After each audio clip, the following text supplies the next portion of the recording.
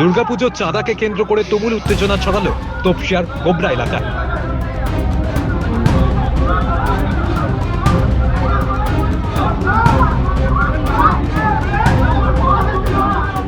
টের প্রকাশ্যে এলো শাসক দলে গোষ্ঠীদ্বন্দ্ব। তৃণমূল কর্মীকে বেধড়ক মারধরের অভিযোগ তৃণমূলেরই আরো এক গোষ্ঠীর বিরুদ্ধে।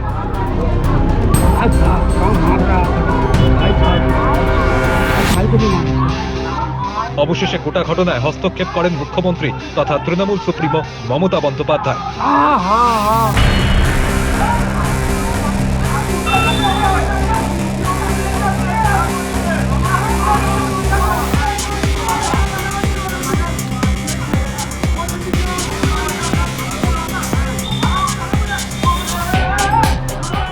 আক্রান্ত তৃণমূল কর্মীর নাম অমিত সরকার, পেশায় ব্যবসায়ী।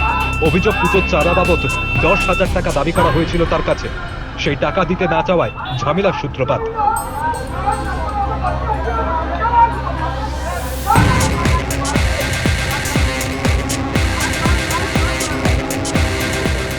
পুজোর চাঁদা দিতে দেরি হচ্ছে এই কারণ তুলেই তাকে লোহার রড, বাঁশ দিয়ে বেধড়ক মারধর করা হয়। এমনকি অমিত সরকারের পরিবারের সদস্যদের ওপরেও হামলা করা হয় বলে অভিযোগ।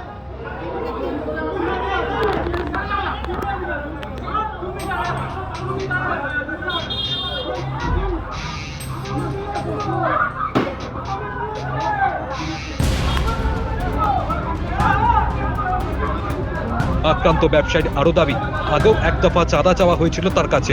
সেই সময় তিনি দেবেন বলেছিলেন, কিন্তু পরে হঠাৎ করেই টাকার অঙ্ক বাড়িয়ে দেওয়া হয়। সেই টাকা দিতে অস্বীকার করায় এই হামলা।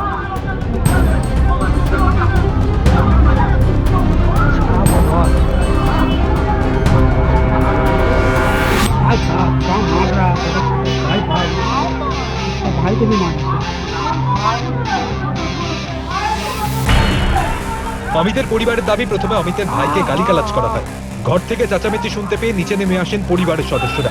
আচমকাই কথাবার্তার মাঝে অমিতকে মারতে শুরু করেন দুষ্কৃতীরা।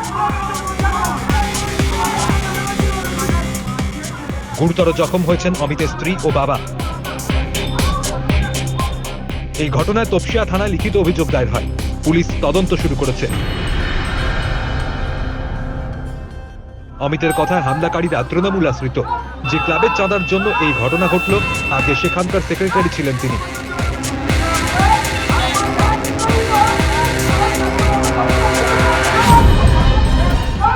সূত্রের খবর পেয়েই ফোনের মাধ্যমে খোঁজ নেন মুখ্যমন্ত্রী।